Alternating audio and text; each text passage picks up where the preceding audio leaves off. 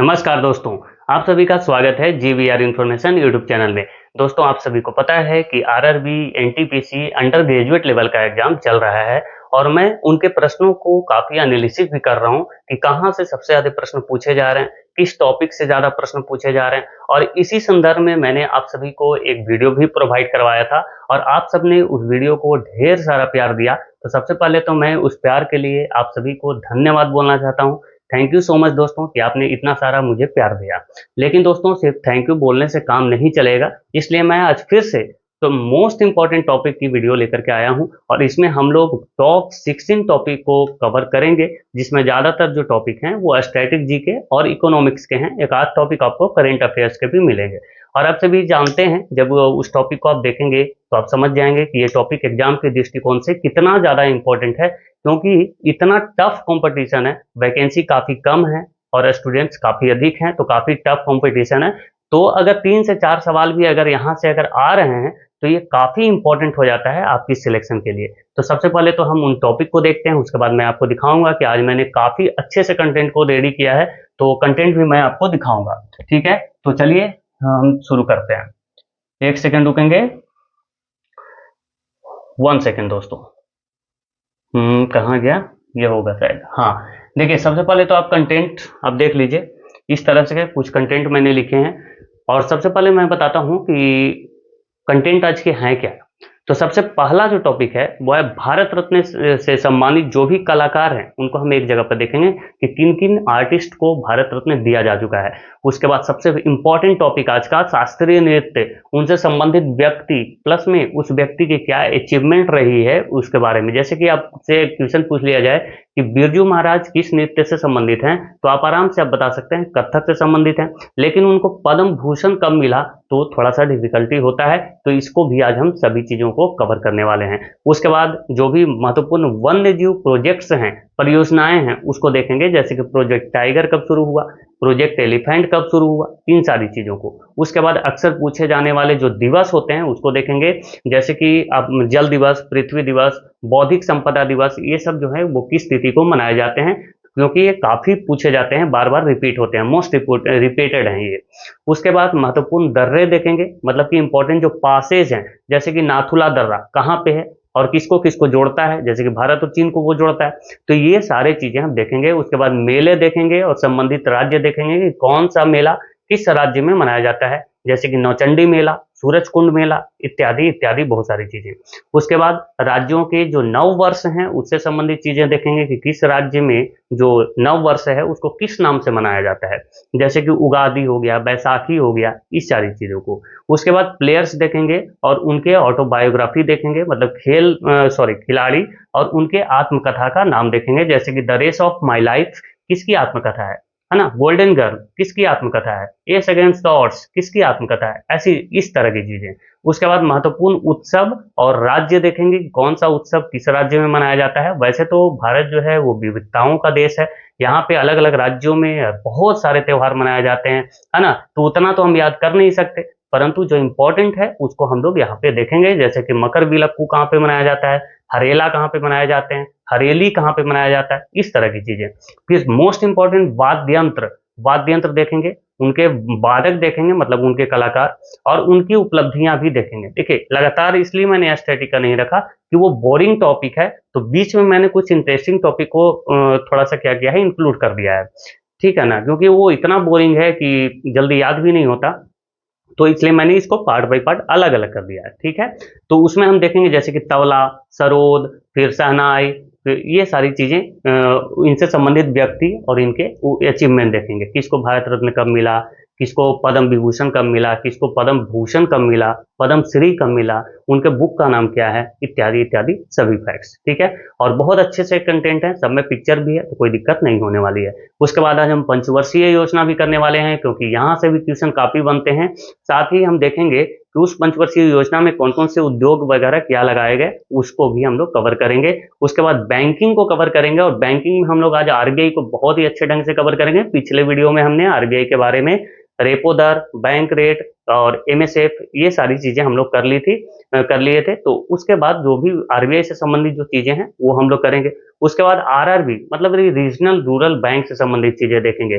फिर special bank देखेंगे, special bank और कौन है, जैसे कि एग्जिम बैंक, इस सबके ये सब के बारे में। उसके बाद नाबार्ड के बारे में भी थोड़ा सा हम लोग पढ़ेंगे। उसके बाद अंतर्राष्ट्रीय संस्थाएं देखेंगे, स्थापना वर्ष देखेंगे और उसका मुख्यालय देखेंगे कि जैसे ILO उसका मुख्यालय कहाँ पे है, उसकी स्थापना कब हुई, इस तरह की चीजें। उसके बाद एल्यूमिनियम उद्योग को देखेंगे, वस्त्र उद्योग को देखेंगे, मतलब कि जो इंडस्ट्रीज हैं, जो उद्योग हैं, उनको भी कवर करेंगे थोड़े थोड़े। उसके बाद महत्वपूर्ण समितियां देखेंगे कि कौन सा जो समिति है वो किसके लिए बनाई गई थी, और वो काफी इंपॉर्टेंट भी है, तो उसको थोड़ा सा जल्दी देख लेंगे। और लास्ट में हम लोग देखेंगे प्रधानमंत्री नरेंद्र मोदी को कौन कौन सा, मतलब किस किस देश ने कौन सा अवार्ड दिया है। जैसे कि आपको पता होगा कि मोदी जी को बहुत सारे देश जो है अपने देश की सर्वोच्च नागरिक सम्मान दे चुके हैं, और 24 देश ऐसे हैं, 24 देश जहां से उनको सम्मान मिल चुका है। तो सबसे पहले आप देखिए ये 16 टॉपिक हो गए, और इस तरह के आज आपको कंटेंट देखने को मिलेंगे। अच्छा, इस तरह के आप देखिए, इस तरह से यहाँ पे सारी चीजें फोटो बाई फोटोज हैं, तो कोई किसी तरीके के कोई दिक्कत यहाँ पे नहीं होने वाली। जैसे कि हम अगर आरबीआई वगैरह भी पढ़ेंगे तो इस तरह से पढ़ेंगे जिससे कि कोई प्रॉब्लम नहीं होगी, आप देख सकते हैं। ठीक है, तो हम यहाँ से आज स्टार्ट करेंगे पहला पीस से। चलिए, पहला आपके सामने, अच्छा ये तो भाई हटाओ इसको। हाँ, यहाँ पे देखिए पहला चीजें हैं कि भारत रत्न से संबंधित कलाकार कौन कौन है, वैसे कौन कौन से आर्टिस्ट हैं जिनको भारत रत्न मिल चुका है, तो इसको देखते हैं। ये इतने कलाकार को भारत रत्न मिल चुका है, जैसे कि 1992 में सत्यजीत राय को मिला, जो कि एक फिल्म निर्देशक है। साथ ही आपको ये भी याद रखना है कि कौन सा व्यक्ति किस क्षेत्र से संबंधित है। ठीक है, 1998 में मिला है MS सुब्बुलक्ष्मी को, और ये प्रसिद्ध गायिका थी कहाँ की, कर्नाटक संगीत की। उसके बाद 1999 में पंडित रविशंकर को मिला, जो कि एक सितार वादक थे। इनके बारे में आगे हम लोग डिटेल में जानेंगे। फिर 2001 में दो लोगों को मिला, किनको किनको, तो लता मंगेशकर जी को, और ये गायिका थी। ठीक है, आपको तो पता होगा ही, ये तो इतना फेमस है। 2001 में उस्ताद बिस्मिल्लाह खान को मिला, और ये एक शहनाई वादक थे। सभी के बारे में हम लोग आगे जानेंगे। ठीक है, 2008 में भीमसेन जोशी जी को मिला, जो कि शास्त्रीय संगीत गायक थे। इतना ही लोगों को अब तक भारत रत्न मिल चुका है। ठीक है, और आपको ये कमेंट में बताना है कि 2024 में जो है 5 लोगों को भारत रत्न दिया जा चुका था, वो कौन कौन लोग थे। ठीक है, आप लोग लिखना जरूर। ठीक है, आगे बढ़ते हैं अगले टॉपिक की ओर, जो कि फटाफट हमें खत्म करना है। अब हम शास्त्रीय नृत्य पे आ चुके हैं। आपको पता है कि भारत में 8 ऐसे नृत्य हैं जिनको शास्त्रीय नृत्य का दर्जा प्राप्त है, और वो 8 नृत्य कौन कौन से हैं, तो आपको पता होगा कि भरतनाट्यम, और ये भरतनाट्यम को हम सादीर भी बोलते हैं, ये आप ध्यान रखना। और ये तमिलनाडु में मनाया जाता है, तमिलनाडु में का ये नृत्य है, और ये सबसे प्राचीनतम है, ये भी आप ध्यान रखना। अगर पूछा जाए सबसे प्राचीनतम नृत्य कौन सा है, तो भरतनाट्यम। और मोहिनीअट्टम केरल का है। कथक जो है वो उत्तर भारत का है, कभी कभी आपको उत्तर प्रदेश भी ऑप्शन में दे सकता है, तो वो भी आंसर आपका सही होगा। उसके बाद कथकली केरला का है, उड़ीसी उड़ीसा का है, मणिपुरी मणिपुर का है, कुचिपुड़ी आंध्र प्रदेश का है। ठीक है, ध्यान रखेंगे। सभी के बारे में हम आगे अभी डिटेल्स में सारी चीजें करेंगे। सत्रिया जो है वो असम का है, और इसको 2000 ईस्वी में शास्त्रीय नृत्य का दर्जा प्राप्त हुआ है, आचार्य नरेंद्र देव के प्रयासों से। उसके वही प्रवर्तक थे। ठीक है, सत्रिया जो है असम का है, ध्यान रखेंगे। ठीक है, आगे बढ़ते हैं मित्रों। ये देखिए, हम अब बात कर रहे हैं एक एक कलाकार का जो जो इंपॉर्टेंट है। ठीक है, 10-12 कलाकार के बारे में जानना जरूरी है, क्योंकि वो काफी इंपॉर्टेंट है। जैसे कि यामिनी कृष्ण मूर्ति के बारे में सबसे पहले जानते हैं, और आप देख सकते हैं यामिनी कृष्ण मूर्ति जी को, ये तमिलनाडु से संबंध रखते हैं। ठीक है, भरतनाट्यम और कुचिपुड़ी दोनों नृत्य के ये नृत्यांगना थी। ठीक है, ध्यान रखना है। उसके बाद इनको पद्मश्री 1968 में मिला, पद्म भूषण इनको 2001 ईस्वी में दिया गया, और पद्म विभूषण 2016 में दिया गया।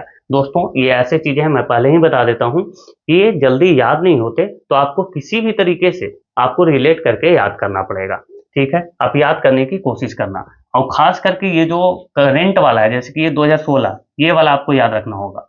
उसके बाद इनकी आत्मकथा आप याद रख लो, a passion for dance, a passion for dance. उसके बाद मृणालिनी साराभाई, आपको पता है कि विक्रम साराभाई की पत्नी थी ये, और विक्रम साराभाई जो कि गुजरात से संबंधित हैं, वो अंतरिक्ष प्रौद्योगिकी में उनका योगदान काफी महत्वपूर्ण रहा है।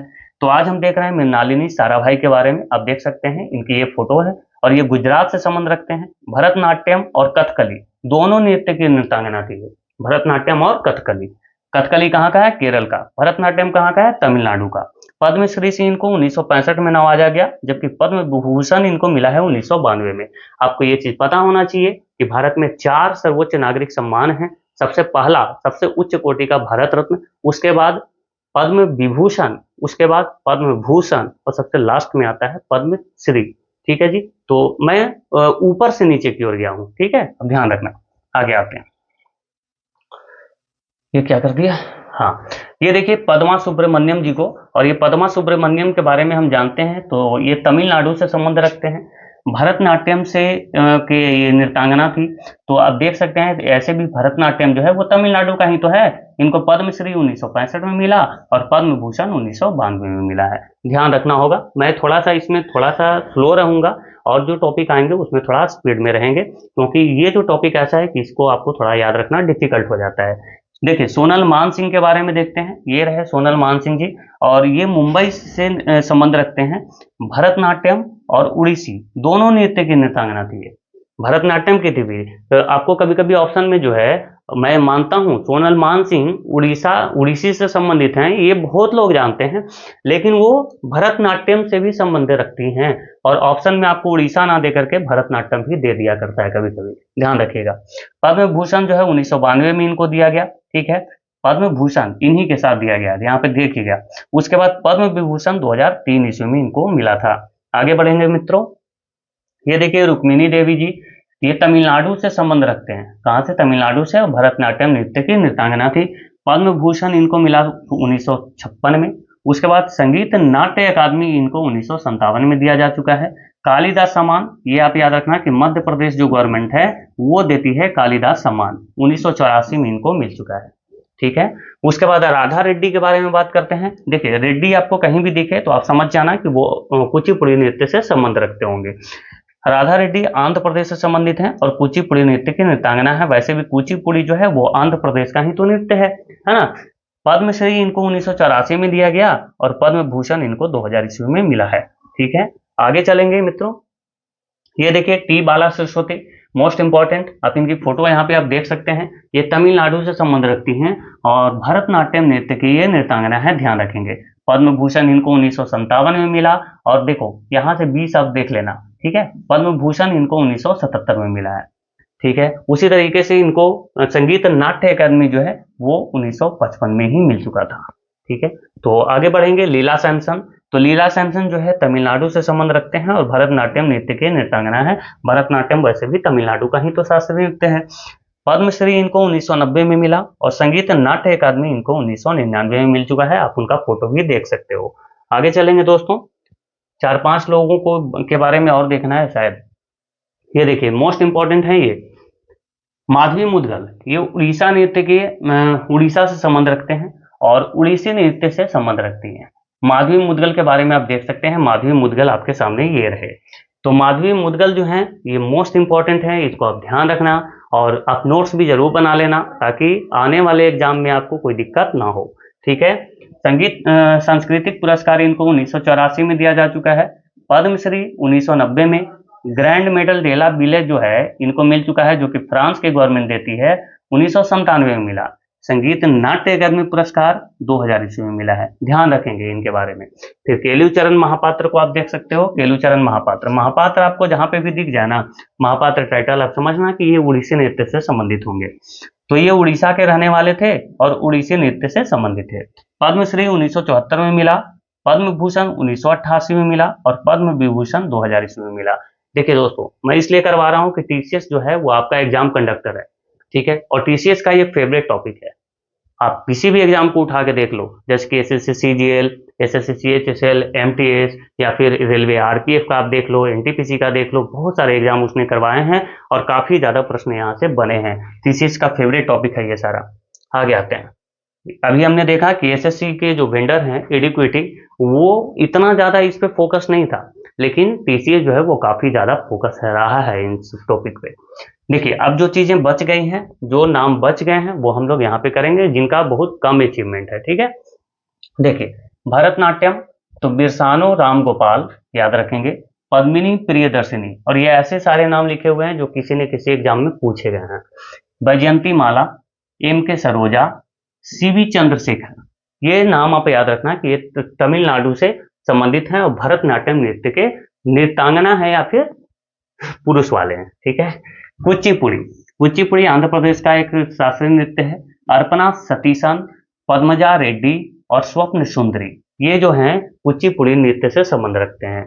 उड़ीसी से संबंध रखने वाले कौन कौन हैं? तो संयुक्ता पाणिग्राही, और इनके बारे में आप बिल्कुल याद रखना।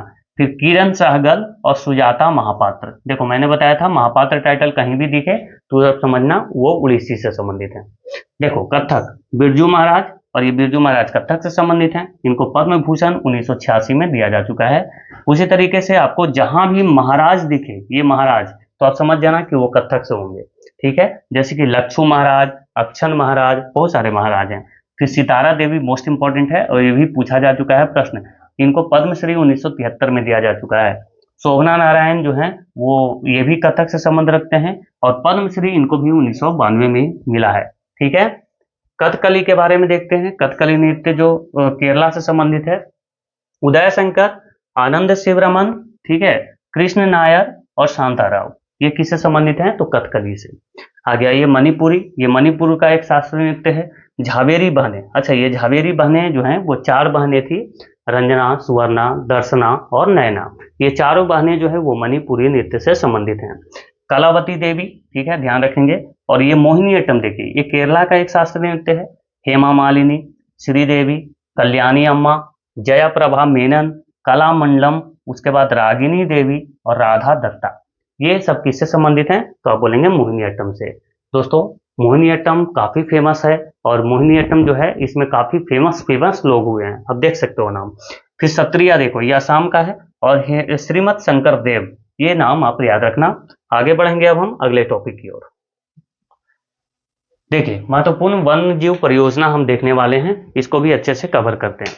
तो सबसे पहले आप देखिए कि हंगुल परियोजना जो है इसको कब शुरू किया गया? तो हंगुल परियोजना को 1970 में शुरू किया गया है।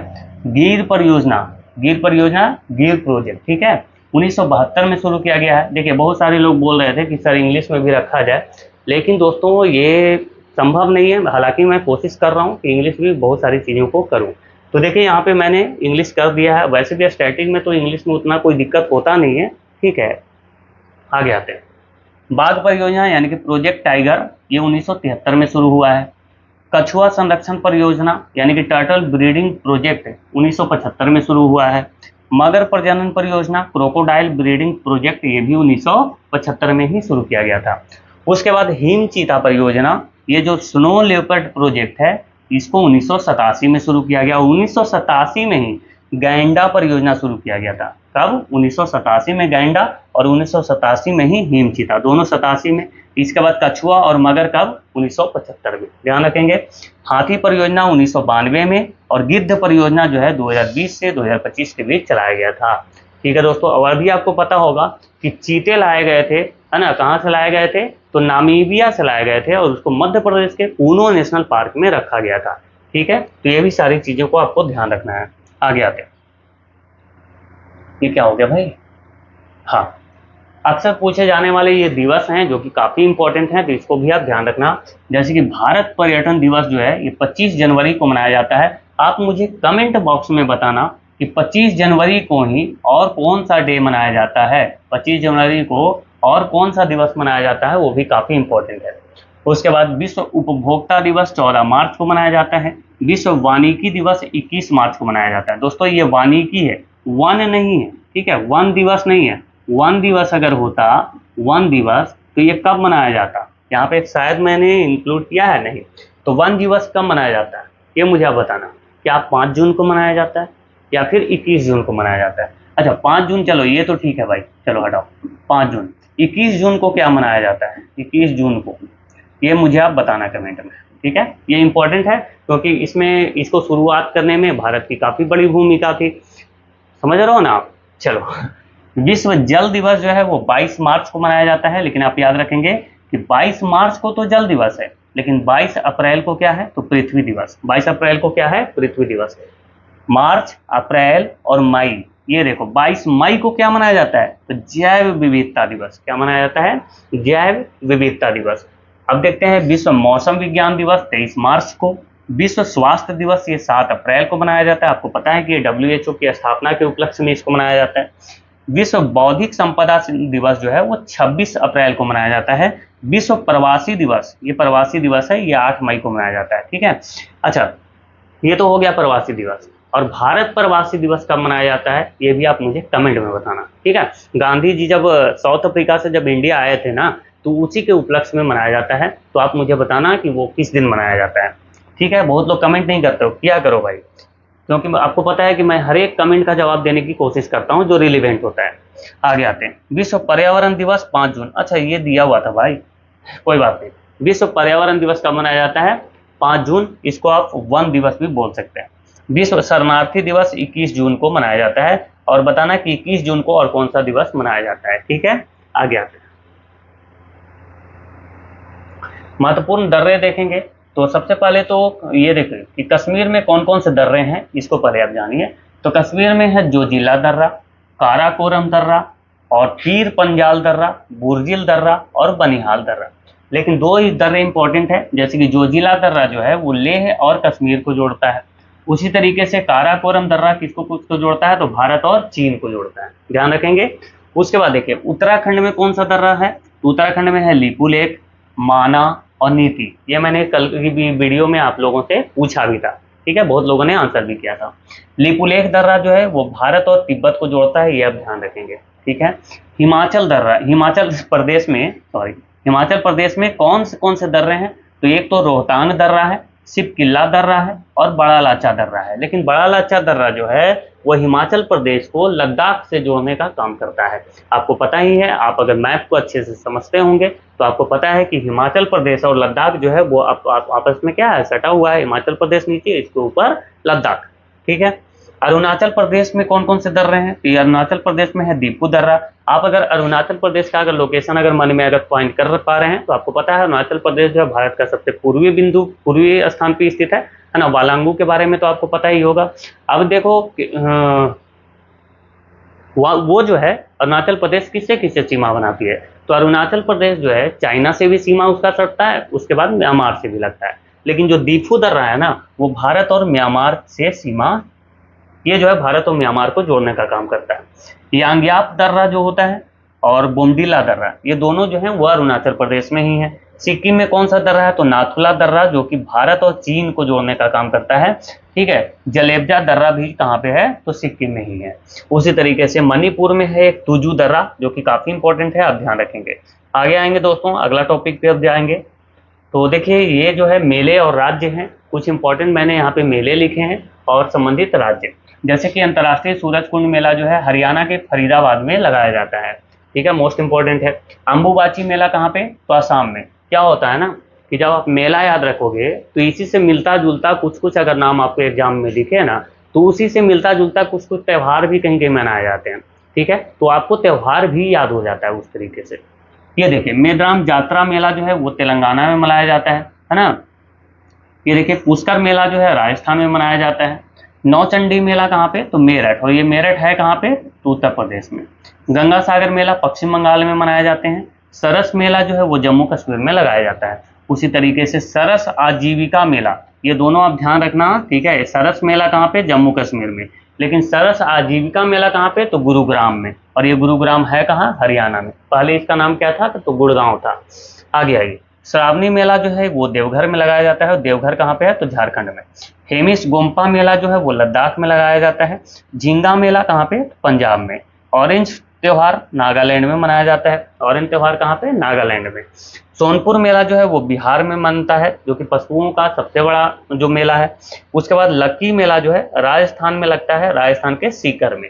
अब मुझे आप कमेंट में बताना एक मेला के बारे में, ठीक है। आप लोगों ने देखा भी होगा इस बार कि कुंभ मेला, ये कुंभ मेला जो है ना, ये 4 स्थानों पे लगाया जाता है। आपको चारों स्थानों का आपको नाम आपको बताना है कमेंट में कि ये 4 स्थान कौन कौन से हैं जहाँ पे कुंभ मेला लगाया जाता है, ठीक है। आगे आते हैं, ये बताएं, देखिए राज्यों के नव वर्ष कि कौन से राज्य में, जैसे कि नव वर्ष को हम लोग हैप्पी न्यू ईयर जो बोलते हैं ना, तो अलग अलग राज्यों में अलग अलग नाम से उसको मनाया जाता है, ठीक है। देखिए आंध्र प्रदेश, कर्नाटक और तेलंगाना में जो नव वर्ष आता है उसको उगादी के नाम से मनाया जाता है, और मार्च अप्रैल के महीने में इसको मनाया जाता है। महाराष्ट्र में जो है गुड़ी पड़वा के नाम से इसको मनाया जाता है। चैत्र माह के पहले दिन इसको मनाया जाता है, ठीक है, ध्यान रखेंगे। पंजाब में जो है बैसाखी के नाम से मनाया जाता है, ये तो आपको पता ही होगा, पंजाब में बैसाखी मनाया भी जाता है। तो 13 अप्रैल को इसको मनाया जाता है। और ये खालसा पंथ की स्थापना गुरु गोविंद सिंह ने 1699 में किया था। आप मुझे कमेंट में बताना कि गुरु गोविंद सिंह जो हैं वो सिखों के कितने नंबर के गुरु थे और उन्होंने उनकी अचीवमेंट क्या क्या रही है। जैसे कि वो 5 का दिए थे, 5 का, है ना, तो वो 5 का जो है वो क्या क्या थे, ठीक है। 5 का आप जानते होंगे कि जो हम अगर ट्रेन में या फिर वायुयान में अगर हम लोग हिंदू मुस्लिम ये जो लोग होते हैं जो समुदाय के अगर जाएं तो कहीं पे भी हम कृपाण या मतलब कि तलवार लेकर के यात्रा नहीं कर सकते। लेकिन सिखों को ये छूट है क्योंकि वो उनकी ये धार्मिक आस्था है, तो इसलिए वो जा करके वो लेके जाते हैं और हमेशा वो रखते भी है छोटे से तलवार, ठीक है। तो 5 का आपको बताना है, एक तो मैंने बता दिया है। तमिलनाडु, पुथंडू, तमिलनाडु में नववर्ष को क्या कहा जाता है, पुथंडू, और ये 14 अप्रैल को मनाया जाता है। असम में इसको कहा जाता है बोहाग बिहू और अप्रैल के महीने में इसको मनाया जाता है ना। बिहू भी जो है वो 3 प्रकार के मनाए जाते हैं, ठीक है। लेकिन हम बात कर रहे हैं नव वर्ष की, तो नव वर्ष वाला है ये बोहाग बिहू कहा जाता है और ये अप्रैल के मध्य में मनाया जाता है। पश्चिम बंगाल में पोहेला बोईसाख, क्या कहा जाता है, पोहेला बोईसाख, अप्रैल के मध्य महीने में इसको मनाया जाता है। गुजरात में जो है बेस्तु बरस के नाम से मनाया जाता है और दीपावली के अगले दिन ही गुजरात में बेस्तु बरस को मनाया जाता है। केरल में विशु के नाम से मनाया जाता है, 14 अप्रैल को मनाया जाता है ये। सिक्किम में जो है लोसुंग के नाम से मनाया जाता है और दिसंबर माह में इसको मनाया जाता है सिक्किम में लोसुंग। अच्छा, एक लोसर त्यौहार होता है, कौन सा त्यौहार, लोसर, ये मुझे आप बताना है कि किन किन राज्यों में मनाया जाता है, ठीक है। कश्मीर में जो है नवरेह के नाम से मनाया जाता है और चैत्र के पहले दिन मनाया जाता है। दोस्तों ये नवरेह है, नवरोज मत समझना, क्योंकि नवरोज हमें पता है कि बलबन जो है, बलबन के द्वारा शुरू किया गया था नवरोज उत्सव को। अब बलबन जो है रक्त एवं लौ की नीति को अपनाता है, नवरोज उत्सव को वो शुरू करवाया था। उसी तरीके से सिजदा और पैबोस नामक 2 रीतियों को भी उसने शुरू करवाए थे। और सैन्य विभाग एक बनाया था जिसका नाम क्या था, दीवाने अर्जे उसका नाम था, है ना, उसका उसने पुनर्गठन किए थे। चलिए, उड़ीसा में क्या मनाया जाता है, तो पाना संक्रांति मनाया जाता है, जो कि हनुमान मंदिरों का पूजन किया जाता है उस दिन। उड़ीसा में किस नाम से मनाया जाता है, पाना संक्रांति। प्लेयर्स देखेंगे उनकी ऑटोबायोग्राफी क्या क्या है, जैसे कि सचिन तेंदुलकर का ऑटोबायोग्राफी का नाम क्या है, तो playing it my way. Kapil Dev ji का क्या नाम है ऑटोबायोग्राफी का, तो cricket is my style. 281 and beyond किसकी आत्मकथा है, तो VVS लक्ष्मण की। The test of my life किसकी है, तो युवराज सिंह की। आइडल, 2 बुक्स हैं यहाँ पे, एक तो है आइडल और एक है सनी डेज। सनी डेज तो काफी ज्यादा पूछा गया भाई रेलवे में, है ना। अब देखना पिछले साल के क्वेश्चन को उठा करके, या फिर पिछले आप अगर 10 साल के अगर पेपर उठाओगे ना, तो सनी डेज आपको कम से कम भी तो 50 ओवर मिल जाएगा। देखिए ये सुनील गावस्कर की क्या है, तो आत्मकथा है। मेजर ध्यानचंद की आत्मकथा का नाम है गोल। वैसे भी आपको पता है कि मेजर ध्यानचंद को हॉकी का जादूगर कहा जाता है और इसलिए इनकी जो पुस्तक है वो गोल नाम है, ऐसे याद कर लेना। क्रिस गेल रन मशीन, है ना, ऐसे भी तो वो रन मशीन थे ही भाई, छक्के पे छक्के मार रहे थे। और विराट कोहली ड्राइवर, ठीक है। रविचंद्रन अश्विन जो है कुट्टी क्रिकेट स्टोरी, और ये भी पुस्तक काफी पूछा गया है, ठीक है। सौरभ गांगुली की पुस्तक का नाम है a century is not enough, a century is not enough. उसी तरीके से PV सिंधु को देखेंगे तो शटलिंग टू द टॉप, ये भी किसकी है, तो PV सिंधु की। गोल्डन गर्ल किसकी है, PT उषा, यानी कि पल्ला बुल्ला चंडी थक्के परम बीला उषा की। आप मुझे कमेंट में बताना कि PT उषा जो हैं वो वर्तमान में किसके अध्यक्ष हैं, ठीक है। मैंने पिछले वीडियो में आपको करवाया है, अगर आपने देखा होगा तो पक्का आंसर कर देंगे आप। ये बताइए कि देखिए सानिया मिर्जा की आत्मकथा का नाम है एस अगेंस्ट ऑड्स। उसी तरीके से टू द पॉइंट किसकी है, तो हर्षल गिब्स की। My best game of chess, chess लगा हुआ है भाई, तो विश्वनाथन आनंद, है ना। चेस में कौन आएंगे, Viswanathan Anand. Mary Kom unbreakable an autobiography, ये दोस्तों अनब्रेकेबल एन ऑटोबायोग्राफी है। अगर आपको एन ऑटोबायोग्राफी सिर्फ दिखे तो जवाहरलाल नेहरू का होगा वो, ठीक है। आगे आइए, Milkha Singh the race of my life. Shahid Afridi game changer. Saina Nehwal playing to win. Suresh Raina believe what life taught me, ठीक है, believe what life taught me. उसी तरीके से द विनर्स माइंडसेट, और ये ऑस्ट्रेलिया के ऑलराउंडर शेन वाटसन जो कि CSK से भी खेल चुके हैं, उनका है ये, ठीक है। आगे आइए, महत्वपूर्ण उत्सव एवं राज्य देखेंगे जो कि काफी इंपॉर्टेंट है। ये देखिए अंतर्राष्ट्रीय ऊंट महोत्सव जो है वो बीकानेर में मनाया जाता है, और बीकानेर कहाँ पे है, तो राजस्थान में। अंतर्राष्ट्रीय पतंग महोत्सव कहाँ पे मनाया जाता है, अहमदाबाद में। अहमदाबाद कहाँ है, तो गुजरात में।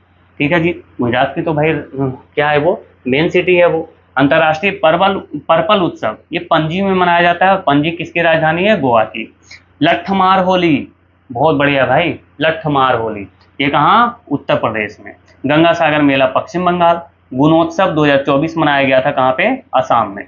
फुलदेई महोत्सव उत्तराखंड में मनाया जाता है। अच्छा उत्तराखंड, अच्छा अभी आगे चलते हैं। फुलदेई यहाँ पे याद रखो उत्तराखंड में। गोरसम कोरा उत्सव जो है वो कहाँ पे, अरुणाचल प्रदेश में। अब ये वाला चीज याद रखना, ठीक है। हरेला तो उत्तराखंड में, आप ऐसे याद कर लेना कि अगर ई की मात्रा अगर आता है तो यहाँ पे भी ई की मात्रा आएगा, ठीक है। इस तरीके से याद रखना क्योंकि काफी कंफ्यूजन होता है। हरेला उत्तराखंड और हरेली छत्तीसगढ़। मकर विलक्कू जो है वो केरला में मनाया जाता है। मंडला पूजा उत्सव सबरीमाला मंदिर में मनाया जाता है, कहाँ पे, केरला में। चंदूबी महोत्सव कहाँ पे मनाया जाता है, असम में। जुज उत्सव कहाँ पे मनाया जाता है, असम में। और मवेशियों का एक त्योहार है कनुमा, कौन सा त्योहार है, कनुमा, ये भी तेलंगाना में मनाया जाता है, ठीक है। आगे आते हैं दोस्तों, ये मोस्ट इंपॉर्टेंट है, सारे तो करवाया नहीं मैंने। अब दोस्तों मैं करवा रहा हूँ वाद्यंत्र और उनके वादक, ठीक है। जिस तरह से मैंने आपको सीक्वेंस में बताया उसी तरीके से मैं करवा रहा हूँ सारी चीजें। देखिए सबसे पहले हम जानते हैं कि जाकिर हुसैन कौन थे। तो जाकिर हुसैन एक तबला वादक थे, कौन थे, तबला वादक। पंडित यशराज कौन थे, तो ये भी एक तबला वादक थे, ठीक है, दोनों तबला वादक हैं। जाकिर हुसैन के बारे में पहले जानते हैं, तो इनको पद्मश्री मिला कब, 1988 में। और ये पाने वाले नहीं भाई, ये तो नहीं है, ये नहीं है, ये नहीं है, ये यहाँ पे गलती है, यहाँ पे होगा सबसे युवा, सबसे युवा। 2002 में इनको जो है ना पद्म भूषण मिला था, और 2002 में, और पद्म भूषण पुरस्कार पाने वाले ये सबसे युवा थे, ठीक है।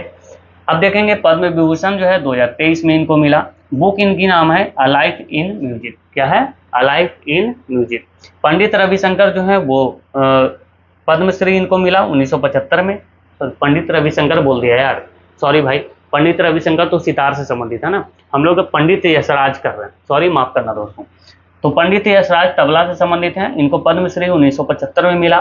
फिर पद्म भूषण 1990 में मिला, और पद्म विभूषण 2000 ईस्वी में इनको दिया गया है, ठीक है। आगे आइए, सबका आप फोटो भी देखते जाना ताकि कुछ मन में छपे। ये देखिए तबला वादक और देखते हैं कुछ। तो पहले तो किशन महाराज देख लीजिए, और एक देख लीजिए गुदई महाराज, दोनों महाराज हैं। और ये दोनों महाराज किससे हैं, तो तबला से संबंधित है। पीछे अभी हमने देखा तबला के दो जो मोस्ट इंपॉर्टेंट जो आर्टिस्ट थे उनके बारे में, दो और हम देख रहे हैं। ये एक बात आप ध्यान रखना कि कभी कभी गुदई महाराज को समता प्रसाद भी लिख के देता है, ठीक है, तो समता प्रसाद भी उन्हीं का नाम है। किशन महाराज को पद्मश्री 1973 में दिया गया, और पद्म भूषण इनको 2002 में दिया गया। जबकि गुदई महाराज यानी कि समता प्रसाद को पद्मश्री 1979 में मिला, और पद्म भूषण 1991 में मिला है। देखिए आप नोट करेंगे ना तो आपको याद हो जाएगा, जब एक ही चीज को आप 8 बार 10 बार आप अगर देख लेते हो तो याद हो जाएगा। मैं मानता हूँ डिफिकल्ट है याद करना। तबला वादक और देखेंगे तो अल्लाह रखा, अनोखे लाल मिश्रा, लतीफ़ अहमद खान, उसी तरीके से उस्ताद फैयाज खान, तन्मय बोस, आनंद गोपाल बंदोपाध्याय, ये सारे जो हैं वो तबला वादक हैं। तो तबला वादक सारे समाप्त हो चुके हैं। अब हम देखेंगे अगला, तो अगला है सरोद वादक। और सरोद वादक में हम सबसे पहले क्या देखेंगे, तो सरोद सम्राट अमजद अली खान के बारे में। अमजद अली खान के आप फोटो देख सकते हैं, इनके दो बेटे हैं अयान खान और अमान खान, ठीक है। तो सरोद सम्राट किसको कहा जाता है, किंग ऑफ सरोद, अमजद अली खान को। अपने दोनों बेटों अयान और अमान खान के साथ raga for peace Nobel prize concert में इन्होंने प्रस्तुति भी दी थी। पद्मश्री इनको 1975 में मिला, पद्म भूषण 1991 में मिला है, और पद्म विभूषण 2001 ईस्वी में मिला है।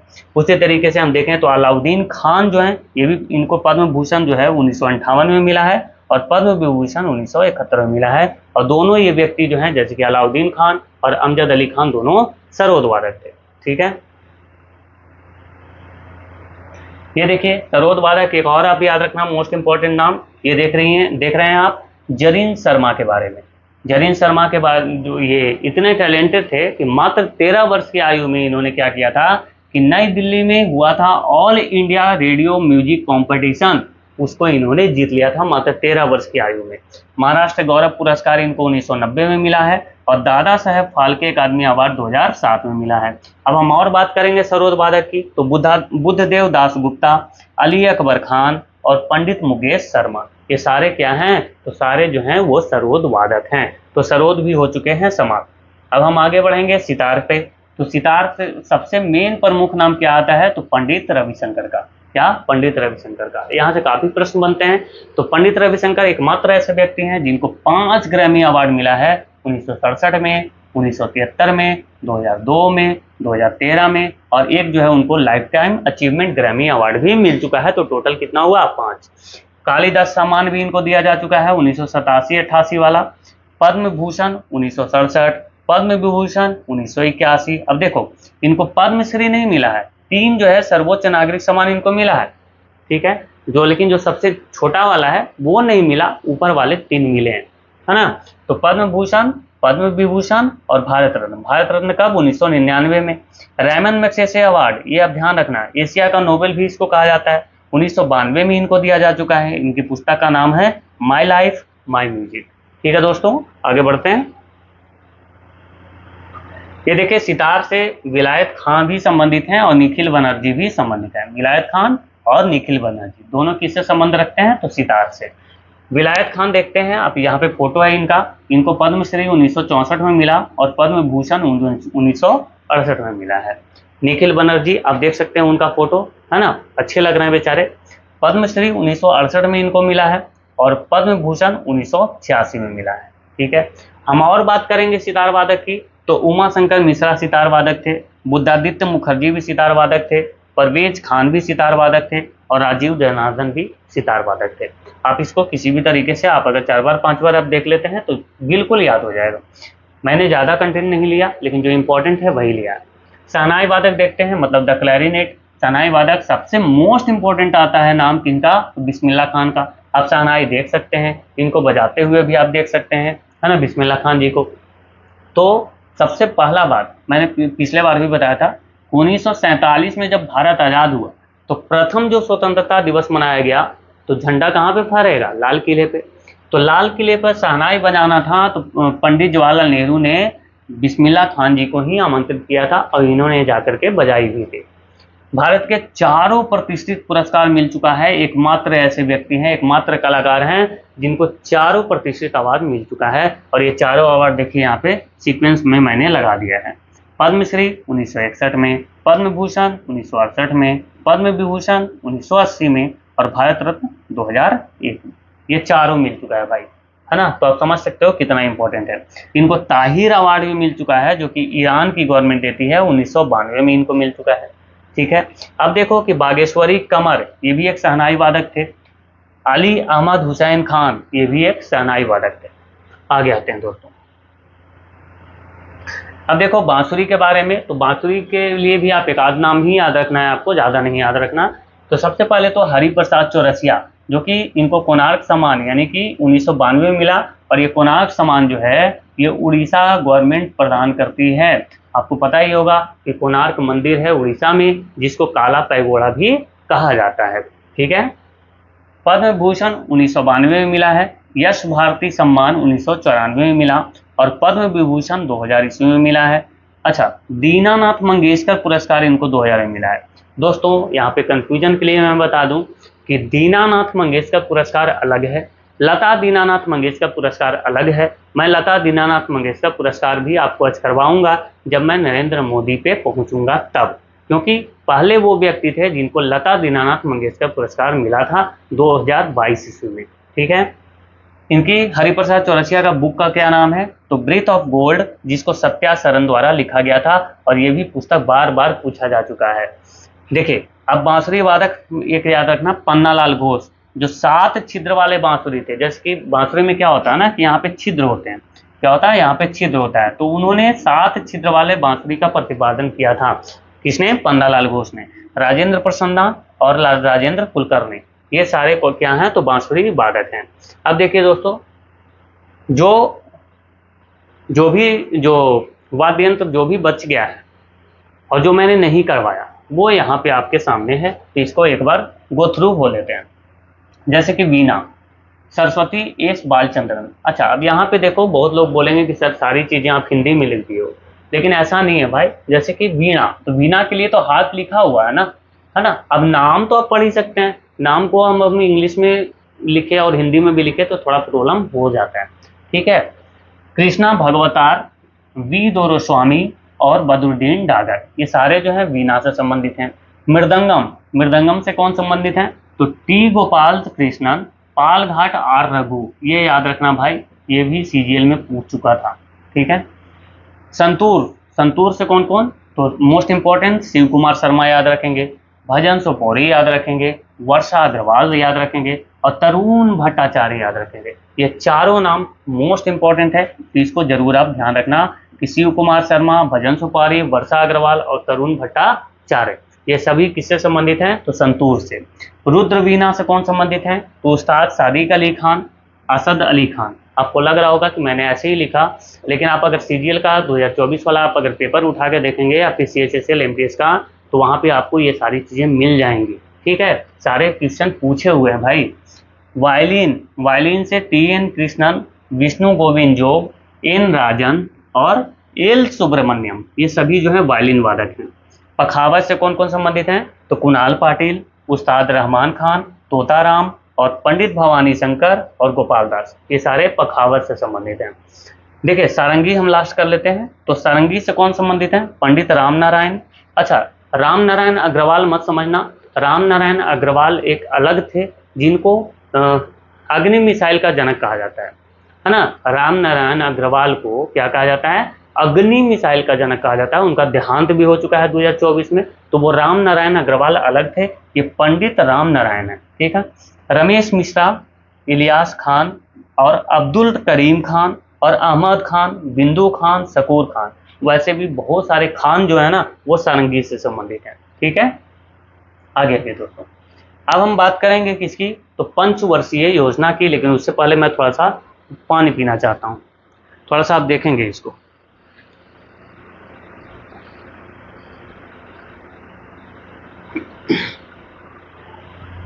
आइए, तो पंचवर्षीय योजना जो है, सबसे पहले आप ये जानिए कि पंचवर्षीय योजना का जो मॉडल है ना वो सोवियत संघ से प्रेरित था, मतलब रूस से, आज जो आधुनिक रूस है। पहली पंचवर्षीय योजना 1951 में शुरू हुई, जो कि 5 वर्षों तक चली, 1956 तक। ठीक है, ध्यान रखेंगे। हेरोल्ड डोमन मॉडल पर यह आधारित था और कृषि पर आधारित था, मतलब कृषि को इसमें प्राथमिकता दी गई थी। और कृषि जो है वो प्राथमिक क्षेत्र में आता है। किस क्षेत्र में? प्राथमिक क्षेत्र में। दूसरी पंचवर्षीय योजना ये 56 में समाप्त हुआ, तो इसको शुरू किया गया 1956 से 1961, 5 साल हो गए। ये पीसी महाल नोबिस मॉडल पर आधारित था और औद्योगिक विकास पर यह आधारित था, मतलब कि औद्योगिक विकास को इसमें प्राथमिकता दी गई थी। और अब देख सकते हैं कि औद्योगिक, इसी संदर्भ में उद्योग को विकास करने में रौलकिला जर्मनी के सहयोग से, भिलाई सोवियत संघ के सहयोग से और दुर्गापुर ब्रिटेन के सहयोग से, ये 3 जो कारखाने हैं, है ना, रौलकिला इस्पात कारखाना, भिलाई इस्पात कारखाना और दुर्गापुर इस्पात कारखाना, ये तीनों जो हैं द्वितीय पंचवर्षीय योजना में ही स्थापित हुए थे। ठीक है, आगे चलेंगे दोस्तों। तीसरे, अच्छा बोकारो याद मत रखना, बोकारो दूसरा में नहीं हुआ, बोकारो जो है वो तीसरी पंचवर्षीय योजना में हुआ है। ठीक है, तीसरी पंचवर्षीय योजना जो है 61 से 66 के बीच चली और गाडगिल योजना के नाम से भी इसको जाना जाता है। ध्यान रखना तीसरी पंचवर्षीय योजना को। अर्थव्यवस्था को आत्मनिर्भर बनाना इसका क्या था? तो एम था, इसका लक्ष्य था। अब उसके बाद 1966 के बाद क्या हुआ ना कि योजना अवकाश हो गया। योजना अवकाश, आपको पता ही है कि उस समय जो है भारत युद्ध में पड़ गया था और ये जो है काफ़ी सफल नहीं भी रहा था, इसी वजह से योजना अवकाश लाया गया और एक एक वर्ष के 3 योजना लाए गए थे, है ना। तो योजना अवकाश जो है 1966 से 1969 के बीच चली, 3, है ना, तक 3 वार्षिक योजनाएं लाई गई थी और इसी में हरित क्रांति की भी शुरुआत हुई थी। इसमें तो ये जो है आप देख रहे हैं योजना अवकाश जो हुआ उसी के दौरान हरित क्रांति की शुरुआत हुई। हरित क्रांति में सबसे ज़्यादा जो किस अनाज को फायदा हुआ? तो गेहूं का। सबसे ज़्यादा फायदा किस राज्य को पहुंचा? तो पंजाब को, है ना। उसके बाद उत्तर प्रदेश का। तो ये भी सवाल आप देख लेना, ठीक है, ये भी पूछे गए थे। हरित क्रांति के जनक कौन है? तो नॉर्मन बोरलॉग हैं। लेकिन भारतीय हरित क्रांति के जनक कौन है ये मुझे आप कमेंट में जरूर बताना, ठीक है। आगे आइए, चौथी पंचवर्षीय योजना जो है 1969 से 74 के बीच चली और अस्थायित्व के साथ विकास और आर्थिक आत्मनिर्भरता इसका लक्ष्य था। एक बात ध्यान रखना, 1971 में गरीबी हटाओ का नारा दिया गया था। कब? तो चौथी पंचवर्षीय योजना में। दोस्तों बहुत सारे लोगों को कंफ्यूजन होता है कि गरीबी हटाओ का नारा 5वीं पंचवर्षीय योजना में दिया गया, लेकिन नहीं, 5वीं पंचवर्षीय योजना का लक्ष्य था गरीबी हटाओ, ठीक है, लेकिन गरीबी हटाओ का नारा आपको पता होगा कि 1971 में हमने पूर्वी पाकिस्तान को अलग किया, उसका अलग नाम दिया बांग्लादेश, ठीक है, पश्चिमी पाकिस्तान से अलग उसको करवाया। तो वो जब चुनावी रैली कर रही थी ना इंदिरा गांधी 1971 में, तो उसी दौरान उन्होंने गरीबी हटाओ का नारा दिया था। तो चौथी पंचवर्षीय योजना में गरीबी हटाओ का नारा दिया गया है, ठीक है। 5वीं पंचवर्षीय योजना 1974 से 78 के बीच चली है। गरीबी उन्मूलन और आत्मनिर्भरता इसका क्या था, लक्ष्य था। रोलिंग प्लान आ जाता है उसके बाद। रोलिंग प्लान 78 से 80 के बीच चलता है, जिसको आप अनवरत योजना भी बोलते हैं, और ये किसकी देन थी, तो गुरनार मिडल की देन थी, ध्यान रखेंगे। उसी तरीके से छठी पंचवर्षीय योजना 80 से 85 के बीच चली है। चलो यहाँ पे इसको कर देता हूँ। छठी पंचवर्षीय योजना कब चली, तो 80 से 85। गरीबी उन्मूलन और रोजगार में वृद्धि, नाबार्ड की स्थापना, नाबार्ड की पता है आपको, स्थापना 1982 में हुई है नाबार्ड, ठीक है। आगे चलेंगे दोस्तों, सॉरी, देखिए 7वीं पंचवर्षीय योजना जो है 85 से 90 के बीच चली। उत्पादकता बढ़ाना और रोजगार के अधिक अवसर जुटाना इसका लक्ष्य रखा गया था। एक एक चीजें आप ध्यान से समझ लो, ठीक है। देखिए आर्थिक सुधार, क्योंकि मुझे पता है बहुत सारे लोग क्या करते हैं, हम अगर इसी क्वेश्चन को क्या करते कि पंचवर्षीय योजना से मैं ये जो इतना जो स्लाइड जो लिखा हुआ है, इतना जो कंटेंट लिखा हुआ है, मैं क्या करता कि एक एक क्वेश्चन इससे बना लेता, तो करीब करीब 20 क्वेश्चन तो बन ही जाते, और उसे 20 से ऊपर बनता है ना, मिनिमम 20 मैं बोल रहा हूँ, तो 20 बनता, उससे एक वीडियो बन जाता है ना, 20 मिनट 25 मिनट का। तो क्या ही फायदा भाई, यहाँ पे 3 से 4 मिनट में हम लोग यहाँ पे पूरा कर सकते हैं, है ना। तो अब देखिए आप ध्यान से, आर्थिक सुधार हुए 1991 में, है ना। रुपए का अवमूल्यन किया गया, लाइसेंस व्यवस्था समाप्त किया गया। किस लिए, ताकि जो विदेशी कंपनियां हैं वो भारत में आए। अगर लाइसेंस व्यवस्था बहुत टाइट होगी तो विदेशी कंपनियां भारत में नहीं आएंगी, वो सोचेंगे भाई इतना वहाँ का लाइसेंस व्यवस्था इतना टाइट है, उतना कौन माथापेची करेगा, है ना। तो लाइसेंस व्यवस्था को क्या किया गया, समाप्त किया गया। विदेशी व्यापार नीति को उदार बनाया गया ताकि विदेशी कंपनियां भारत में आएँ और एफडीआई जो है वो बढ़े। मैंने आपको बताया था पिछले वीडियो में एफडीआई के बारे में, अगर आप नहीं जानते तो उस वीडियो को भी आप जरूर जाके देखिएगा, एफडीआई के बारे में मैंने उसमें बताया है। 8वीं पंचवर्षीय योजना 92 से 97 के बीच चली। मानव संसाधनों का विकास करना, और नरसिम्हा राव सरकार ने क्या किया, यहाँ देखना, ये तो इसका लक्ष्य था मानव संसाधनों का विकास करना, लेकिन नरसिम्हा राव जी का उस समय सरकार था, तो उन्होंने देश में नई आर्थिक नीति को मंजूरी दे दी, नई आर्थिक नीति को मंजूरी दे दी, क्योंकि यहाँ पे आर्थिक सुधार हुए ना, इन्होंने क्या किया, मंजूरी दे दिया। मतलब देश में उदारीकरण, निजीकरण और वैश्वीकरण की शुरुआत कर दी गई। अब देखो एलपीजी, इसी को एलपीजी मॉडल कहा जाता है ना। उदारीकरण मतलब लिबरलाइजेशन, निजीकरण मतलब प्राइवेटाइजेशन, और वैश्वीकरण मतलब कि ग्लोबलाइजेशन जी से, ठीक है। तो एलपीजी मॉडल है ये। एलपीजी वो आप नहीं समझना, लिक्विड पेट्रोलियम गैस नहीं है ये, ठीक है। आगे आई 9वीं पंचवर्षीय योजना 97 से 2002 के बीच चली। न्यायपूर्ण वितरण और समानता के साथ विकास करना इसका लक्ष्य था। 10वीं पंचवर्षीय योजना 2002 से 2007 के बीच चलती है। देश में गरीबी और बेरोजगारी समाप्त करके प्रति व्यक्ति आय यानी पर कैपिटा इनकम जो है उसको दोगुना करना था, ये इसका लक्ष्य था। 11वीं पंचवर्षीय योजना 2007 से 2012 के बीच चली। तीव्रतम विकास एवं समावेशी विकास करना इसका लक्ष्य था। 12वीं पंचवर्षीय योजना 12 से 17 के बीच चली और विकास का लक्ष्य 10% करना इसका रखा गया था, लेकिन बीच में ही बीजेपी की सरकार आ जाती है और 2014 में जो है उसको फिर क्या कर दिया जाता, समाप्त कर दिया जाता है। और तो आपको पता ही है कि 1 जनवरी 2015 को नीति आयोग जो है वो योजना आयोग के स्थान पे आ जाती है। ठीक है दोस्तों, आगे चलते हैं, अगला क्वेश्चन देखेंगे। देखते हैं अब हम बैंकिंग को देखेंगे, है ना, इसको बैंकिंग, और जल्दी जल्दी इसको भी खत्म करते हैं। तो विश्व में आधुनिक बैंकिंग की शुरुआत कहाँ पे हुई, तो इटली में हुई थी। और 1157 में बैंक ऑफ वेनिस विश्व का पहला आधुनिक बैंक था। कौन, बैंक ऑफ वेनिस 1157 में। भारत में खोला गया पहला बैंक कौन था, तो 1770 में खोला गया था बैंक ऑफ हिंदुस्तान। कौन खोला गया था, बैंक ऑफ हिंदुस्तान, ये कि भारत का पहला बैंक था। अंग्रेजों द्वारा भारत में खोले गए 3 बैंक कौन कौन थे, बैंक ऑफ हिंदुस्तान 1809 में, बैंक ऑफ बॉम्बे 1840 में, और बैंक ऑफ मद्रास 1843 में। फिर इन तीनों को क्या किया गया, मर्ज कर दिया गया। इन दोनों को मर्ज करके 1921 में मर्ज किया गया और तीनों को मिला करके बना दिया गया इंपीरियल बैंक ऑफ इंडिया। क्या बनाया गया? Imperial bank of India. और इसी को बाद में फिर स्टेट बैंक ऑफ इंडिया बनाया गया। ठीक है दोस्तों, आपको पता है कि बैंकिंग में वित्तीय वर्ष जो है वो 1 अप्रैल से 31 मार्च तक होता है। बैंकिंग का वित्तीय वर्ष कब से कब तक होता है? 1 अप्रैल से 31 मार्च तक, ध्यान रखेंगे। देखिए, आरबीआई के बारे में जानते हैं, तो ये आरबीआई का मतलब होता है reserve bank of India.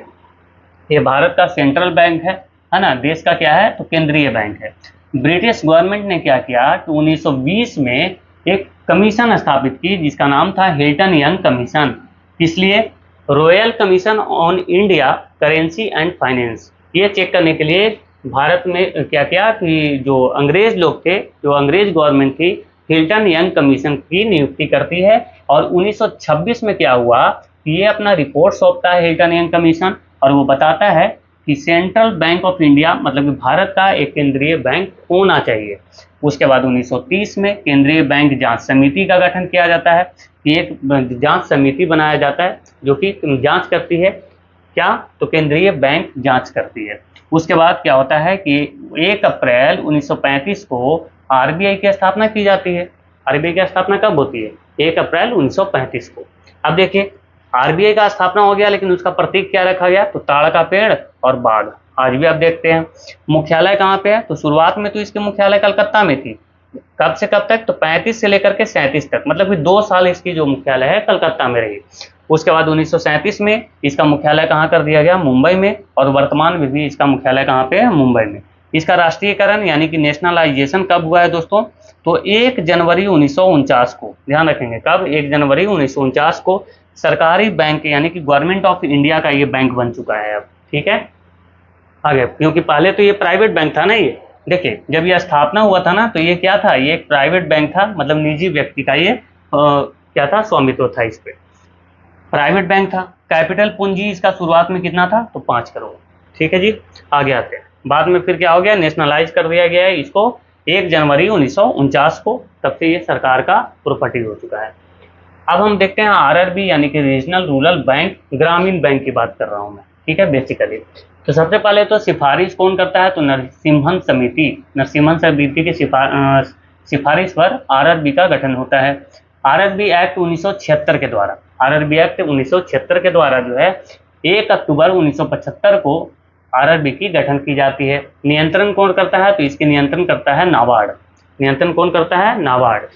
Share पूंजी में देखें तो केंद्र सरकार का हिस्सा इसमें 50% होता है, राज्य सरकार 15% और परियोजक बैंक कितना? 75%। ठीक है, तो आरआरबी का जो शेयर पूंजी है उसमें केंद्र सरकार 50% हिस्सेदारी रखती है, राज्य सरकार 15% और परियोजक बैंक जो है वो 35% पूंजी निवेश करती है। अब देखिए कि ग्रामीण क्षेत्रों में बैंकिंग सुविधा और विकास, तो सबसे पहले तो 1 स्टेट 1 बैंक, ये क्या है भाई? तो देखेंगे ऐसे क्षेत्र जिनमें अधिकांश लोग कृषि एवं उनसे संबंधित गतिविधियों में कार्यरत हों, ऐसे क्षेत्र जिनमें अधिकांश लोग कृषि एवं उनसे संबंधित गतिविधियों में कार्यरत हों, वहां पे आरआरबी का गठन किया गया। उसके बाद विकास के लिए तो कृषि एवं संबंधित क्षेत्र में क्या करेगा? तो ये लोन प्रोवाइड करवाता है, जैसे कि पशुपालन के लिए, मछली पालन के लिए, खनन के लिए, ये जो है लोन प्रोवाइड करवाता है कौन? आरआरबी, ताकि क्या हो कि जो गांव देहात वाले जो एरिया हैं वहाँ पे विकास को एक नया मोड़ दिया जा सके। फिर ग्रामीण उद्योग के विकास में सहायक है, कारोबारियों को ये ऋण देता है, जैसे कि छोटे कार्य उद्यमियों को, लघु एवं कुटीर उद्योग को ये क्या करता है? ऋण प्रोवाइड करता है। अब देखिए कि वर्तमान में जो है भारत में 28 क्षेत्रीय ग्रामीण बैंक हैं। कितने हैं? 28। 2025 में वित्त मंत्रालय द्वारा एक राज्य एक आरआरबी, क्या? एक राज्य एक आरआरबी, 1 स्टेट 1 आरआरबी को क्या किया गया? रणनीति के तहत 43 आरआरबी को 28 आरआरबी में समाहित कर दिया गया। मतलब पहले 43 थे, उसके बाद गवर्नमेंट बोलती है, वित्त मंत्रालय बोलता है कि भारत में 28 राज्य हैं और हर राज्य में एक आरआरबी होगा, 1 स्टेट 1 आरआरबी। इसलिए टोटल 43 को मर्ज करके 28 आरआरबी बना दिया गया। ठीक है दोस्तों, आगे आते हैं। ये देखेंगे स्पेशल बैंक के बारे में हम जानेंगे, है ना। अच्छा, ये जो है ये कंटेंट ऐसे नहीं था, ये इस साइड था। ठीक है, थोड़ा सा यहाँ पे मिस मैनेज ये कर दिया है भाई, चलो कोई बात नहीं, मैं आपको बता दूंगा। सबसे पहले तो आईडीबीआई को जानिए। 1 जुलाई 1964 को इसकी स्थापना होती है। इसकी मुख्यालय कहाँ पे है? मुंबई में। नाबार्ड 12 जुलाई 1982 को स्थापना होता है और इसका भी मुख्यालय कहाँ पे? मुंबई में। एक्जिम बैंक की स्थापना 1982 में होती है और इसकी मुख्यालय कहाँ पे? मुंबई में। ध्यान रखेंगे सारी बातें। एनएचबी यानी कि नेशनल हाउसिंग बैंक, इसकी स्थापना 1988 में होती है और इसका मुख्यालय कहाँ पे? नई दिल्ली में। भारतीय महिला बैंक, अच्छा ये तो अब समाप्त हो चुका है ना। भारतीय महिला बैंक को जो है मनमोहन सिंह ने लाया था, जिसमें महिलाओं के ही सब खाता होते थे, लेकिन ये सफल नहीं हुआ।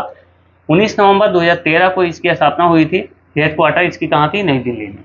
ये अब क्या हो चुका है? समाप्त हो चुका है। सिडबी की स्थापना 2 अप्रैल 1990 को हुई थी और इसका मुख्यालय कहाँ? लखनऊ में है। ध्यान रखेंगे। मुद्रा बैंक 8 अप्रैल 2015 को इसकी शुरुआत होती है और हेडक्वार्टर कहाँ पे है? दिल्ली में। मैंने मुद्रा बैंक में बताया था आपको कि 4 प्रकार के लोन दिए जाते हैं, शिशु, किशोर, तरुण और तरुण प्लस। ठीक है। अब देखो नाबार्ड के बारे में, है ना। नाबार्ड का फुल फॉर्म होता है national bank for agriculture and rural development. कृषि एवं ग्रामीण विकास की सर्वोच्च संस्था है। स्थापना इसकी होती है नाबार्ड की कब? तो होती है 12 जुलाई 1982 को। मुख्यालय कहाँ पे है? तो मुंबई में। सिफारिश किसने की? तो शिवरामन कमेटी ने। इसका कार्य क्या क्या है? इसका कार्य है बैंकों को पुनर्वित्त करना, मतलब कि फंडिंग करना, दूसरे बैंकों को क्या करना? फंडिंग देना, जैसे कि राज्य सहकारी बैंक को, अनुसूचित वाणिज्यिक बैंक को और क्षेत्रीय ग्रामीण बैंक यानी कि आरआरबी को। ठीक है, आगे चले। अंतर्राष्ट्रीय संस्था देख लेते हैं, जैसे कि आईएलओ यानी कि लेबर वाला है, इंटरनेशनल लेबर ऑर्गेनाइजेशन। 1919 में स्थापना होती है। मुख्यालय कहाँ? जेनेवा, स्विट्जरलैंड में। डब्ल्यूटीओ यानी कि वर्ल्ड टूरिज्म ऑर्गेनाइजेशन है। ये वर्ल्ड ट्रेड ऑर्गेनाइजेशन नहीं है। वर्ल्ड ट्रेड आपको यहाँ दिखेगा। वर्ल्ड टूरिज्म ऑर्गेनाइजेशन 1925 में स्थापना होती है। मैड्रिड, स्पेन में इसका मुख्यालय है। आईएमएफ यानी कि इंटरनेशनल मॉनेटरी फंड 1945 में स्थापना होती है। वाशिंगटन डीसी में इसकी मुख्यालय है। वर्ल्ड बैंक की स्थापना 1944 में होती है। वाशिंगटन डीसी में इसका क्या है? तो मुख्यालय है। यूनेस्को की स्थापना 1946 में होती है। पेरिस में इसका मुख्यालय है। कहाँ? पेरिस कहाँ है? तो फ्रांस में, फैशन की नगरी। ठीक है जी। इंटरनेशनल कोर्ट, है ना। कोर्ट, ये क्या लिख दिया भाई? Martial, court martial. अच्छा कोई बात नहीं। इंटरनेशनल कोर्ट, अच्छा इसका जो मुख्यालय, इसका जो स्थापना 1946 में हुआ था, द हेग, नीदरलैंड में इसका मुख्यालय है। किसका? International court. आगे आइए। WHO यानी कि वर्ल्ड हेल्थ ऑर्गेनाइजेशन 1948 में इसकी स्थापना होती है। जिनेवा, स्विट्जरलैंड में इसका मुख्यालय है। रेड क्रॉस की स्थापना 1963 में होती है। जिनेवा में इसका मुख्यालय है। एशियन डेवलपमेंट बैंक 1966 में स्थापना होती है। मनीला, फिलीपींस में इसका मुख्यालय है, एशियन डेवलपमेंट बैंक का। सार्क का मुख्यालय है कहाँ? काठमांडू, नेपाल में। स्थापना होती है 1985 में। वर्ल्ड ट्रेड ऑर्गेनाइजेशन की स्थापना 1995 में होती है और जिनेवा में इसका मुख्यालय है। गैट का स्थान इसने लिया था। इसने गैट का। आगे आइए। एल्यूमिनियम उद्योग देखिए। 1937 में एल्यूमिनियम बनाने का पहला कारखाना स्थापित किया गया था जेके नगर, पश्चिम बंगाल में। कहाँ पे? जेके नगर, पश्चिम बंगाल में। 1965 में सार्वजनिक क्षेत्र में एल्यूमिनियम कंपनी की स्थापना हुई थी, है ना। सार्वजनिक क्षेत्र में कब हुई? 1965 में। लेकिन पहला जो स्थापित हुआ एल्यूमिनियम बनाने का कारखाना कहाँ पे? तो जेके नगर में, पश्चिम बंगाल में। कब? 1937 में। अब देखो कि ये सारे एल्यूमिनियम कारखाने हैं। बाल्को सोवियत संघ के सहयोग से हुआ और ये कोरबा, कोयना में है। कहाँ? कोरबा एवं कोयना में। बाल्को सोवियत संघ के सहयोग से स्थापित हुआ था। नाल्को ये फ्रांस के सहयोग से उड़ीसा में स्थापित हुआ। हिंडाल्को यूएसए के सहयोग से उत्तर प्रदेश में ये स्थापित हुआ। कहाँ पे? उत्तर प्रदेश के रेणुकूट में। माल्को जो है इटली में स्थापित हुआ, इटली के सहयोग से तमिलनाडु में स्थापित हुआ है। इंडाल्को कनाडा के सहयोग से झारखंड में स्थापित हुआ है। ठीक है दोस्तों, आगे चलेंगे। ये देखिए वस्त्र उद्योग। आधुनिक ढंग से सूत्री वस्त्र की पहली मिल की स्थापना 1818 ईस्वी में कोलकाता के समीप फोर्ड ग्लास्टर में की गई थी। कहाँ पे? फोर्ड ग्लास्टर में, जो कि असफल रही। क्या रही? असफल। सबसे पहला सफल आधुनिक सूती वस्त्र कारखाना 1854 में खोला गया था। किसके द्वारा? कावस जी डाबर के द्वारा। मुंबई को भारत के सूती वस्त्रों की राजधानी कहा जाता है। ध्यान रखेंगे, भारत की सूती वस्त्रों की राजधानी किसको? तो मुंबई को। कानपुर को क्या कहा जाता है? तो उत्तर भारत का मैनचेस्टर। कोयम्बटूर को क्या कहा जाता है? दक्षिण भारत का मैनचेस्टर। अहमदाबाद को क्या कहा जाता है? भारत का बोस्टन। ठीक है, तो ये सभी फैक्ट ध्यान रखेंगे। अर्थव्यवस्था में कपड़ा उद्योग का स्थान कृषि के बाद दूसरा है। सबसे ज्यादा योगदान किसका है? कृषि का। उसके बाद किसका, तो कपड़ा उद्योग का। वैसे तो सेवा क्षेत्र का अब सबसे ज़्यादा बढ़ चुका है जीडीपी के मामले में, ठीक है। जीडीपी में योगदान कितना है इसका, मात्र 4% का। पर सबसे प्राचीन उद्योग है ये, है ना, कपड़ा उद्योग क्या है, तो सबसे प्राचीन उद्योग है। ये देखिए महत्वपूर्ण समितियां, हिल्टन यंग कमेटी जो है आरबीआई की स्थापना करती है। आरबीआई की स्थापना किसकी किसकी सिफारिश पर हुई, हिल्टन यंग कमेटी। नाबार्ड की स्थापना किस समिति की सिफारिश पर, शिवरामन कमेटी। नरसिम्हन समिति किससे संबंधित है, तो सेबी का राष्ट्रीयकरण, security exchange board of India. स्थापना जो है 1988 में होता है सेबी का, और राष्ट्रीयकरण कब होता है, 1992 में हो जाता है, ठीक है। तो सेबी का राष्ट्रीयकरण नरसिम्हन समिति की सिफारिश पर हुई। बैंकिंग सुधार से भी संबंधित है नरसिम्हन समिति। स्वामीनाथन समिति जो है जनसंख्या नीति से संबंधित है। जानकी रमन समिति प्रतिभूति घोटाला से संबंधित है। और एक ही समिति अप्रत्यक्ष कर यानी कि इनडायरेक्ट टैक्स से संबंधित है। विजय केलकर समिति जो है जीएसटी से संबंधित है। और आपको पता है कि 101वां संविधान संशोधन जो है वो जीएसटी से संबंधित है। 122वां बिल लाया गया था। बिल कौन सा लाया गया था, 122वां, लेकिन संशोधन हुआ है 101वां। 1 जुलाई 2017 को इसकी क्या होती है, शुरुआत होती है। रंगराजन समिति जो है भुगतान संतुलन से संबंधित है। महालनोबिस समिति राष्ट्रीय आय से संबंधित है। चिलैया समिति जो है वो कर सुधार टैक्स रिफॉर्म से संबंधित है। सुरेश तेंदुलकर समिति गरीबी यानी पॉवर्टी से संबंधित है। आबिद हुसैन समिति जो है लघु उद्योग से संबंधित है। तो ये चीजें ध्यान रखनी है। आगे आते हैं। अच्छा, ये देखो कि नरेंद्र मोदी जी को कौन कौन देश का सम्मान मिल चुका है, ठीक है।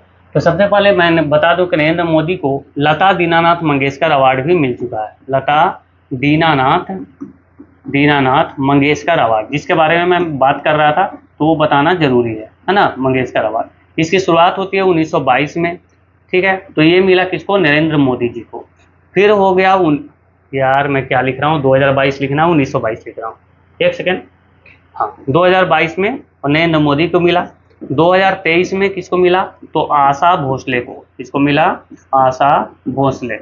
उसके बाद 2024 में किसको मिला, तो 2024 में मिला अमिताभ बच्चन को। किसको, अमिताभ बच्चन। ये क्या लिख दिया भाई, अच्छा ठीक लिखा हुआ था, अमिताभ बच्चन को, ठीक है, ध्यान रखना ये 2024 वाला। उसके बाद 2025 में किसको मिला है, तो कुमार मंगलम बिरला को। किसको, कुमार मंगलम बिरला को मिला है। तो ये लता दीनानाथ मंगेशकर अलग पर, ठीक है। इसकी शुरुआत 2022 में हुई थी। देखो साइप्रस का, Sri Lanka, Mauritius, Kuwait, Guyana, Barbados, Nigeria, उसके बाद डोमिनिका, रसिया, ग्रीस, फ्रांस, इजिप्ट। नीचे क्या लिखा भाई, अच्छा रिपब्लिक ऑफ पलाऊ है, ठीक है, रिपब्लिक ऑफ पलाऊ। वो ज़्यादा नीचे चला गया भाई, कोई बात नहीं। फिर उसके बाद पापुआ न्यू गिनी, है ना, Papua New Guinea, Fiji, Bhutan, US government, Bahrain, Maldives, United Arab अमीरात यानी यूएई, फिलिस्तीन, अफगानिस्तान, सऊदी अरेबिया और घाना। ये आप देख लेना कि अवार्ड का नाम क्या क्या है। मेरे पास अब टाइम नहीं है भाई, ठीक है, तो इसलिए मैं इसको जल्दीबाजी में करवा दिया हूँ आप लोगों के सामने। चलो कोई बात नहीं, उसको देख लेना आप। थैंक यू सो मच दोस्तों। आप बताना जरूर कि कैसा लगा आपको कंटेंट। हाँ, लेकिन एक बात मैं ज़रूर बोलूँगा कि प्लीज़ इसको लाइक ज़रूर करना है और इस वीडियो को शेयर भी करना है, क्योंकि काफ़ी मेहनत लगता है। और पिछले बार की तरह ही मैं फिर से आपको बोल रहा हूँ कि जैसे ही मेरे पास 100 लाइक्स का टारगेट पूरा हो जाएगा, मैं इसकी पीडीएफ आपको प्रोवाइड करवा दूंगा। उसी तरीके से बोर्ड पीडीएफ, ठीक है। कौन सा पीडीएफ, बोर्ड पीडीएफ, क्योंकि मैं प्रिंटेबल पीडीएफ तो टाइप करता नहीं हूँ ना, क्योंकि मेरे पास कोई इंसान है भी नहीं, टाइपिस्ट तो है नहीं। जो भी करना होता है मुझे खुद करना होता है। तो ठीक है, तो अपना ख्याल रखिए। थैंक यू सो मच दोस्तों। जय हिंद।